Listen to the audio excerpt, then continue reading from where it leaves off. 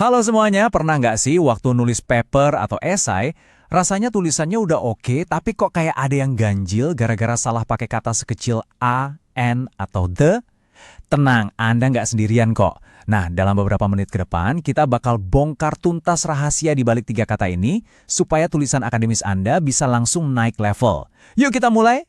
Nah, ini dia kan, kebingungan kecil kayak gini, kapan ya pakai a book, terus kapan pakai the book, itu ternyata dialami sama hampir semua orang yang belajar bahasa Inggris.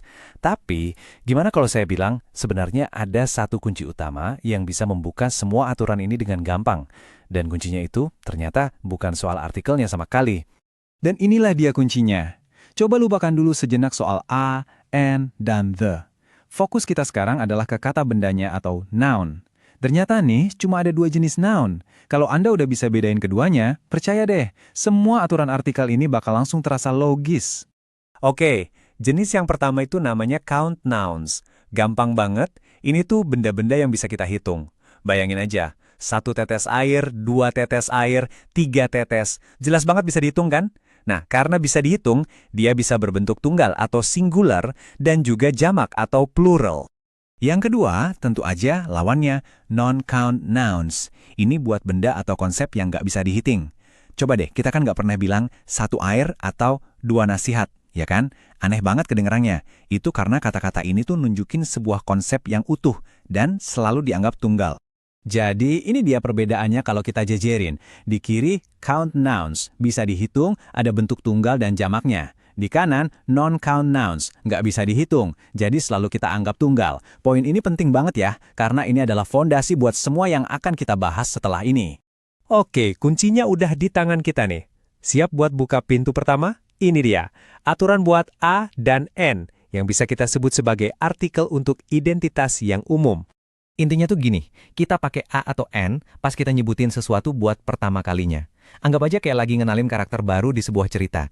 Pembaca atau pendengar kan belum tahu yang mana, jadi identitasnya itu masih umum, belum spesifik. Nah, ini bagian yang sering banget bikin orang terkecoh. Aturannya itu bukan soal huruf awalnya, tapi bunyi awalnya. Kita pakai A buat bunyi konsonan, dan N buat bunyi vokal. Coba lihat contoh, an unhappy boy. Walaupun hurufnya U, bunyinya kan vokal. A, makanya kita pakainya N. Jadi kuncinya adalah percaya sama telinga Anda, bukan cuma mata. Oke, coba kita praktekkan ya. Misalnya saya bilang, I ate an apple yesterday. Nah, apel yang mana coba? Anda nggak tahu kan? Bisa jadi apel Malang, apel Washington, apel yang baru saya beli, bisa yang mana aja. Saya cuma ngenalin satu apel secara umum. Nah, coba ingat-ingat apel ini ya. Sekarang, yuk kita pindah ke pintu kedua buat lihat gimana situasinya berubah. Pintu ini adalah tentang the, si artikel buat identitas yang spesifik. Aturannya gampang banget. Ini kebalikannya dari yang tadi. Kita pakai the kalau pembaca atau pendengar itu udah tahu persis benda mana yang lagi kita omongin. Identitasnya udah nggak umum lagi tapi udah spesifik, udah jelas. Masih inget kan apel yang saya makan tadi? Sekarang saya lanjutin ceritanya. The apple was juicy and delicious. Haha, sekarang Anda tahu persis apel mana yang saya maksud. Ya, apel yang saya makan kemarin itu. Karena identitasnya udah spesifik, artikelnya pun berubah dari N jadi the. Jadi, kapan aja kita pakai the, ada 3 situasi utamanya. Pertama, waktu sesuatu itu udah disebutin sebelumnya. Kedua, waktu ada deskripsi tambahan yang bikin dia jadi spesifik. Bukan sembarang anak laki-laki, tapi the boy sitting next to me. Dan yang ketiga, waktu sesuatu itu emang cuma ada satu-satunya di dunia. Contohnya ya, the theory of relativity.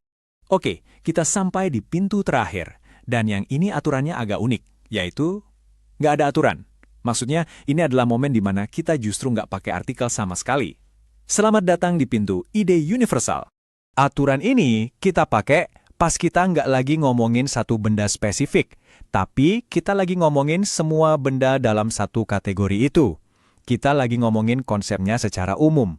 Ini berlaku buat count nouns yang jamak dan semua non-count nouns. Coba deh kita lihat contohnya.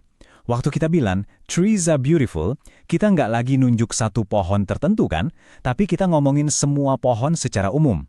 Terus waktu kita minta advice, kita ngomongin nasihat sebagai sebuah konsep. Dan kalimat I do not like coffee itu artinya ya kopi jenis apapun. Jadi dengan ngilangin artikelnya, makna kalimatnya jadi luas banget dan universal. Oke, kita udah berhasil membuka 3 pintu, umum, spesifik, dan universal. Sekarang, pertanyaan paling pentingnya, gimana semua ini bisa bikin tulisan akademis Anda jadi lebih baik? Yuk kita sambungin titik-titiknya. Nah, ini nih dia, rangkuman dari semua yang kita bahas barusan dalam satu tabel. Anggap aja ini contekan andalan Anda. Coba lihat polanya deh. Semuanya itu balik lagi ke 2 pertanyaan simple. Apa jenis kata bendanya, count atau non-count, terus identitasnya itu umum, spesifik, atau universal. Kalau Anda bisa jawab 2 pertanyaan itu, Anda bakal selalu tahu artikel mana yang harus dipakai. Jadi, kenapa sih kita harus repot-repot sama kata-kata sekecil ini?